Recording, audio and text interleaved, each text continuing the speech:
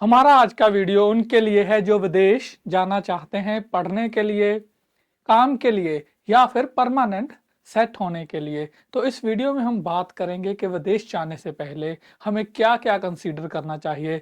आज हम आपके हर सवाल का जवाब देने की कोशिश करेंगे इस वीडियो में। तो इस वीडियो को एंड तक देखना। तो बिना देरी किए हुए हम आज की वीडियो शुरू करते हैं।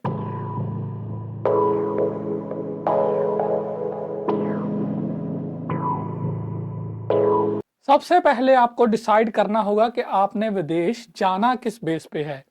आप या तो स्टडी बेस पे जा सकते हैं या फिर शादी करके आप विदेश जा सकते हैं। तीसरा बेस है काम के बेसिस पर, अगर आपके पास कोई स्किल है या फिर एज अ लेबरर आप विदेश जाना चाहते हैं, ऐसे भी जा सकते हैं।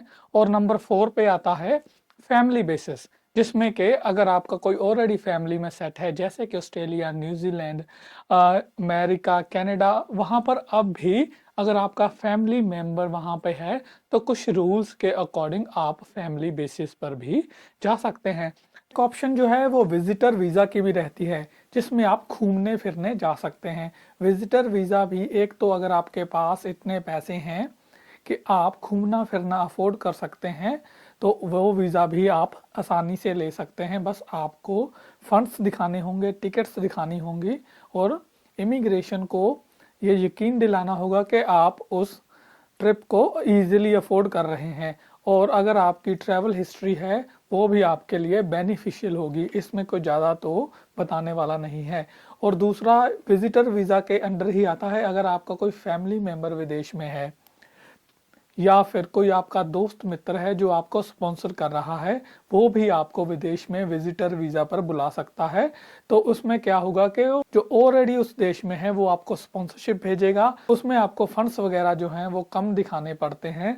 तो ये वीज़ा भी आप ले सकते हैं। ये दोनों ही विजिटर वीज़ा की कैटेगरी के अंडर आते हैं। और कुछ देशों में आपको विजिटर वीज़ा बहुत ही आसानी से मिल जाता है, जो कि जैसे थाईलैंड है, हमारे बहुत से इंडियन थाईलैंड जाते हैं, या फिर कोई और कंट्रीज हैं जैसे बाली जाते हैं इंडोनेशिया में।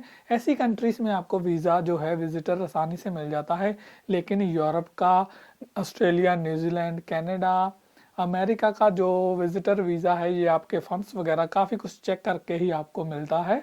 अगर आपकी ट्रैवल हिस्ट्री स्ट्रांग है तभी आपको विजिटर वीज़ा मिलता है। तो सबसे पहले आपको डिसाइड करना है कि आपने किस बेस पर विदेश जाना है। तो अब बात करते हैं कि कितना हार्ड है विदेश जाना। अगर आप शादी बेसिस पे जाते हैं, अगर आपकी वेडिंग जो है विदेश में हो रही है तो बहुत ही इजी है। अगर आपकी जेन्युइन वेडिंग है तो जेन्युइन वेडिंग के थ्रू ही जाइए, फेक वेडिंग के थ्रू जाना भी मत। अगर जेन्युइन वेडिंग हो रही है, इसमें आपका हस्बैंड या वाइफ जो कि प्रदेश में ऑलरेडी सेट है वो आपको गाइड कर देगा कि क्या क्या करना है। आपको ऑलरेडी हेल्प वहाँ पे मौजूद है, आपके लिए अकोमोडेशन मौजूद है, आपके लिए ऑल दी फैसिलिटीज वहाँ पर मौजूद हैं। तो शादी वाला जो है इजी है। उसके बाद आता है जी फैमिली। फैमिली में बहुत ही कम लोग जाते हैं। अगर आपका कोई क्लोज फैमिली मेंबर है या आपके बच्चे, जैसे पेरेंट्स की कुछ देशों में कैटेगरीज अभी भी ओपन है पर कुछ ही देशों में ये ओपन है। तो पेरेंट्स जो जाते हैं वो फैमिली बेसिस पे जाते हैं, या क्लोज फैमिली मेंबर हैं वो जाते हैं फैमिली बेसिस पे प्रदेश जाते हैं। तो उनके वहाँ भी बच्चे हैं या फिर फैमिली मेंबर्स हैं जो उनको गाइड कर देंगे। तो नंबर 3 पर आता है जी वर्क परमिट। अगर आपके पास अच्छी स्किल है, अगर आप अपने काम को बाखूबी जानते हैं तो आप वर्क परमिट पर भी कई देशों में जा सकते हैं। वहां पर भी कंपनी आपको हेल्प कर देगी। इतनी हेल्प नहीं मिलेगी जितनी आपकी फैमिली आपकी हेल्प करेगी, लेकिन कंपनी आपको गाइड कर देगी। कुछ कंपनियां तो अकोमोडेशन तक प्रोवाइड करा देती हैं अगर आप वर्क परमिट पर जा रहे हैं। और सबसे हार्ड होता है विदेश में जाना स्टूडेंट वीज़ा पर। अगर आप फाइनेंशियली स्ट्रांग हैं, अगर आपको पैसे की चिंता नहीं है तो कोई हार्ड नहीं है।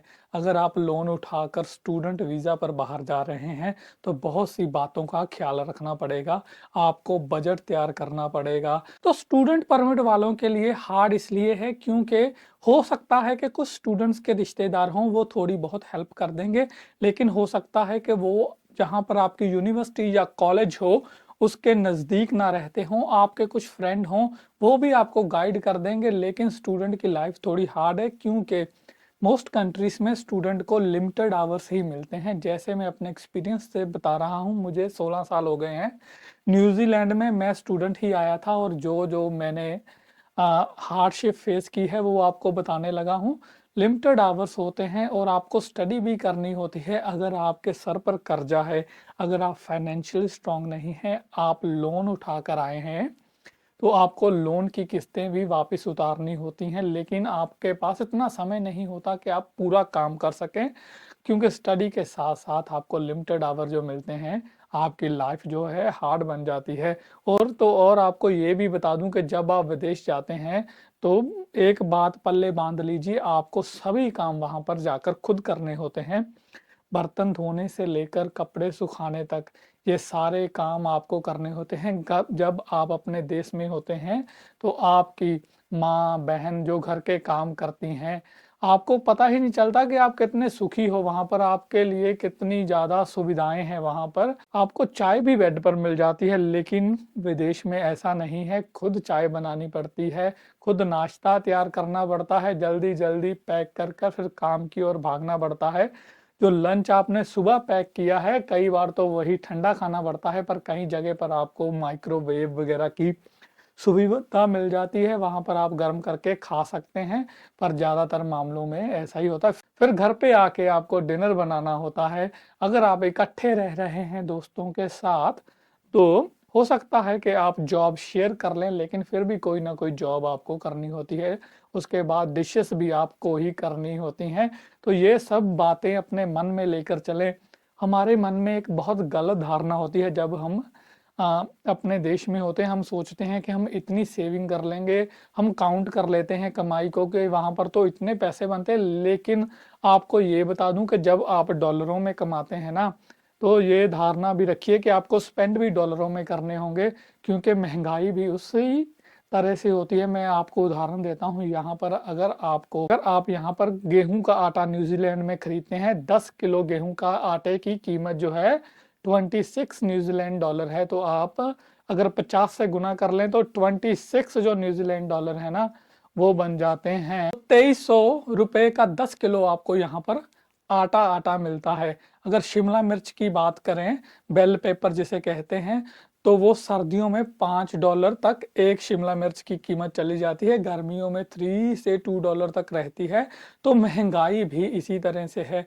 अगर कॉलीफ्लावर, गोभी के फूल की बात करें, क्योंकि सब्जी तो आपने खानी ही है, तो वो भी $5 तक, यानी कि 250 रुपए का एक गोभी का फूल तक चला जाता है। ऐसे ही प्याज, सब चीजें आपको कंसीडर करनी होंगी। ये देश इतने सस्ते नहीं है। आने से पहले उस देश की महंगाई के बारे में, कि वो देश कितना महंगा है, कितना खर्चा है उस देश में, वो भी कंसीडर करके चलें।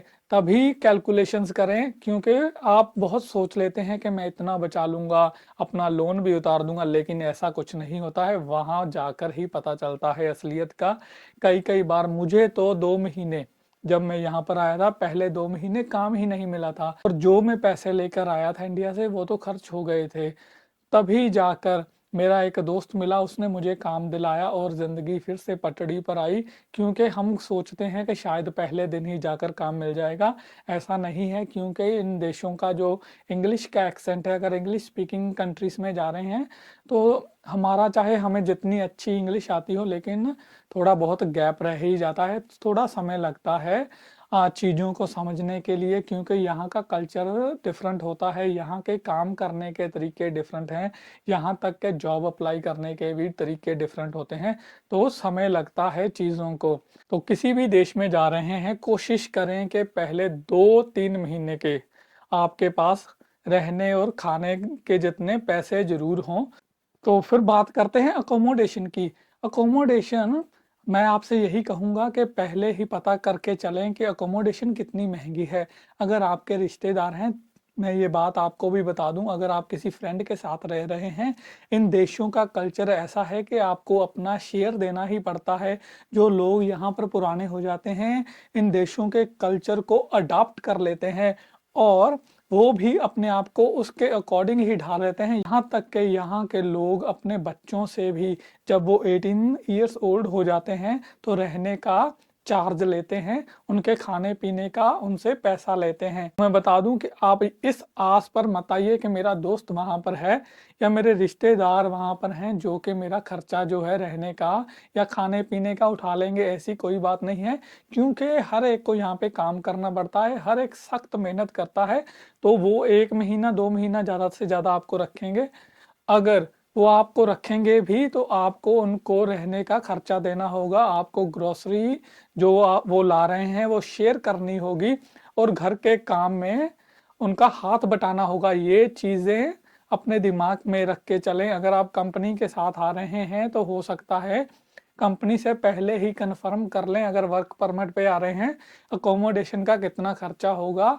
ये ना हो कि वो आपको उतने पैसे दे ना, रहने और खाने पीने का उससे ज्यादा काट ले और कुछ भी आपका बचे ही ना। तो $200 कम से कम लगा के चलिए। इन देशों में अकोमोडेशन और जो फूड है काफी महंगा है, तो कभी भी मिस कैलकुलेशन ना करें। वहाँ की जो सुपर मार्केट्स हैं उनकी वेबसाइट पर जाकर आप चेक कर सकते हैं कि फूड का क्या प्राइस है। वहाँ की जो रेंटल एजेंसीज हैं वहाँ पर जाकर आप चेक कर सकते हैं कि जो अकोमोडेशन है, जो रेंट है, अब जो है क्या चल रहा है। और बॉर्डर कम से कम मैंने जो आपको प्राइस बताया है ये कम से कम बताया है, इससे ज़्यादा हो सकता है, कम नहीं हो सकता। उसके बाद आपके मोबाइल का खर्चा कम से कम यहाँ पे अगर आप छोटे से छोटा भी प्लान लेते हैं तो $16 का मोबाइल का जो है 28 दिन का आपको प्लान मिलेगा। और उसके बाद ट्रांसपोर्टेशन का, जैसे काम पर जाना या फिर आपने स्कूल या कॉलेज जहाँ पर आप पढ़ने आए हैं वहाँ पर जाना है, ये सब ऐड करके चलना है। बहुत से छोटे छोटे ऐसे खर्चे हैं जो हम मिस कर देते हैं, जो हम काउंट ही नहीं करते। तो ऐसी मिस कैलकुलेशन से बचना है ताकि आपको विदेश में पहुंचने के बाद कोई भी निराशा का सामना ना करना पड़े। ये तो हो गई महंगाई की बातें या आप किस बेस पे आ सकते हैं। इसके बाद आपको बनाना होता है अपना बजट, क्योंकि बजट सबसे इम्पोर्टेंट है। अगर आपका बजट है तभी आप विदेश में आ सकते हैं, क्योंकि विदेश में आने के लिए भी पैसे लगते हैं। अगर आप फैमिली बेसिस पे या वर्क परमिट पे आ रहे हैं तो इतने पैसे नहीं लगते, अगर आप जेन्युइनली आ रहे हैं। मैं एक बात और बता दूं, यहाँ पे क्लियर कर दूं कि किसी भी जो ट्रैवल एजेंट है आपको मिसगाइड कर रहा है या आपसे पैसे लेकर वर्क परमिट दिला रहा है, बहुत से पैसे, लाखों में पैसे लेते हैं मैंने सुना है। अगर वो आपसे पैसे लेकर आपको वर्क परमिट दिला रहा है तो मत लीजिए, क्योंकि न्यूजीलैंड में ऐसे बहुत से केस हो रहे हैं। बहुत से न्यूज़पेपर में आ रहा है कि लोग यहाँ पे वर्क परमिट पे आए लेकिन उनको काम ही नहीं मिला। तो अगर आप किसी एजेंट के थ्रू आ रहे हैं तो जेन्युइनली आइए, अच्छे एजेंट के थ्रू आइए, वही पैसे दीजिए। अगर आप वर्क परमिट के थ्रू आ रहे हैं, सिर्फ और सिर्फ जो वीज़ा फीस है या फिर एजेंट की फीस है, लाखों रुपए अपने ऊपर कर्जा उठा के मत दीजिए, क्योंकि बहुत ही फ्रॉड हो रहे हैं इन कंट्रियों में। यहाँ पर आकर काम ना मिला, आपका लोन जो आपके सिर पे है वो तो चढ़ता ही जाएगा। आपके मन में, आपके दिमाग पर इतनी स्ट्रेस हो जाएगी, आपकी फैमिली पर इतनी स्ट्रेस हो जाएगी। यहाँ पर आप पैसे कमाने आए हैं लेकिन आप तो बर्बाद होके रह जाएंगे। तो ऐसी गलती मत कीजिए। जब भी आना हो विदेश, कोशिश कीजिए 1 नंबर में आए, जेन्युइनली आए, ना के 2 नंबर में। अगर आपको रोटी ही खानी है वो तो आप अपने घर में शांति से खा रहे हैं। विदेश के चक्करों में आकर ज़्यादा सर पर लोन मत उठाइए, किसी के बहकावे में मत आइए। वो लोग ऐसी ऐसी बातें करेंगे, आपको सच दिला देंगे, लेकिन आपको क्या करना है। अगर आप वर्क परमिट पे आ रहे हैं तो सबसे पहले एजेंट से कंपनी का नाम पूछिए, क्योंकि विदेशों में जो भी कंपनियां होती हैं, एक कंपनी वेबसाइट होती है यहाँ पे गवर्नमेंट की, वहाँ पे कंपनियां रजिस्टर्ड होती हैं, उस पे जाकर चेक कीजिए क्या कंपनी रजिस्टर्ड है। उसके बाद गूगल गूगल तो आप सबको ही पता है, आप सबके पास स्मार्टफोन है, इंटरनेट है। गूगल पे जाके उस कंपनी के बारे में चेक कीजिए, उसका एड्रेस चेक कीजिए, कोशिश कीजिए कि उस कंपनी की वेबसाइट चेक कीजिए, पता कीजिए कितने एम्प्लॉयज़ हैं, जेन्युइन भी है कंपनी है भी या नहीं है। और यहाँ तक कि मैं तो ये भी कहूँगा कि कंपनी से ईमेल करके भी कन्फर्म कर लीजिए, अगर आप फ़ोन कॉल नहीं कर सकते, क्या वो सच में हायर कर रहे हैं लोग, क्या उनको सच में एम्प्लॉयज़ चाहिए। तभी जाके एजेंट की बात मानिए और उसके बाद जो जो जेन्युइन पैसे हैं वही दीजिए, ना कि एजेंट को 2 नंबर में या उनकी बातों में आकर लाखों रुपए सिर्फ और सिर्फ वर्क परमिट के लिए ही दे दें और बाद में वो पैसे पूरे भी ना हो। तो सब कुछ पता कर लीजिए और एजेंट से ये भी पूछिए कि कितने आपको पैसे मिलेंगे, क्या आपको इतने पैसे मिल रहे हैं जिससे आपका जाना बेनिफिशियल है। बस ये मत सोचिए कि हम बाहर जा रहे हैं, अगर आपको बेनिफिट हो रहा है तभी बाहर जाइए। और एक बात मैं और आपको बता दूं, ये सब पता करके फिर ही एजेंट को पहली पेमेंट कीजिए। तो वर्क परमिट वाले ये बातें अपने ध्यान में रखें, कंपनी के बारे में पता करें, जेन्युइनली आए, बहुत सारा पैसा एजेंटों को ऐसे ही ना दे दें और सब कुछ पता कर लें।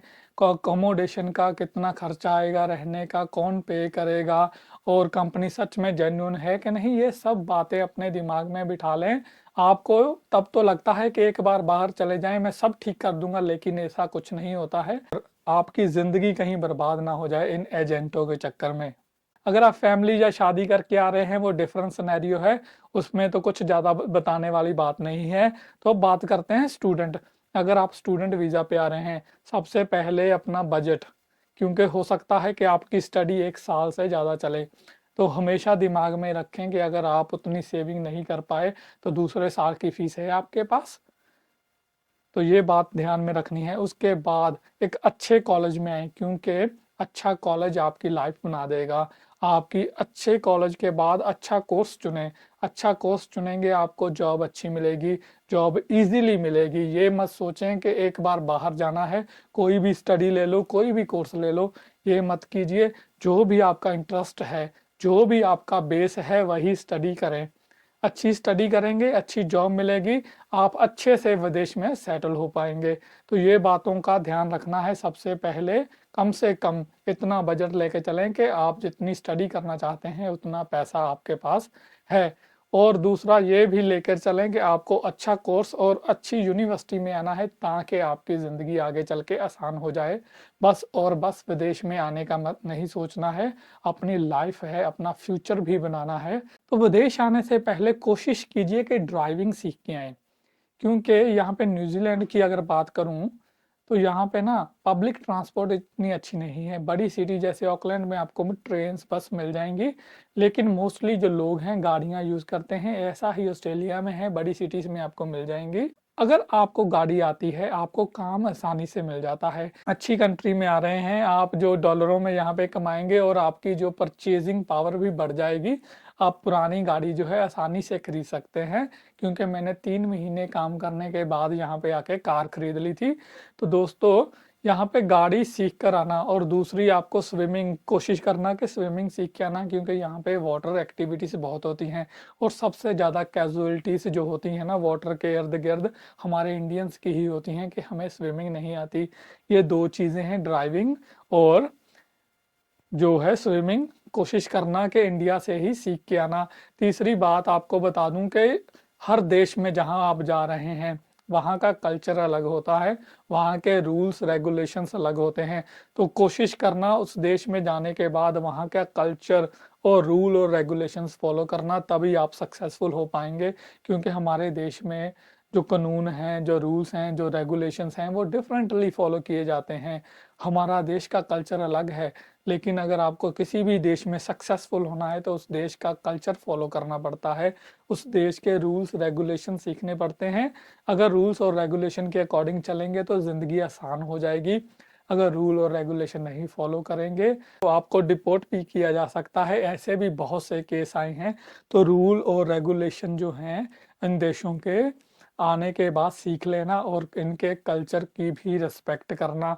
तो इस वीडियो में दोस्तों इतना ही। अगर आपको मेरा वीडियो पसंद लगा हो, अगर आपके मन में कोई और भी सवाल हैं तो आप मुझसे पूछ सकते हैं, नीचे कमेंट करके पूछ सकते हैं। तो आपको जल्द ही मिलेंगे नेक्स्ट वीडियो में। Till then take care.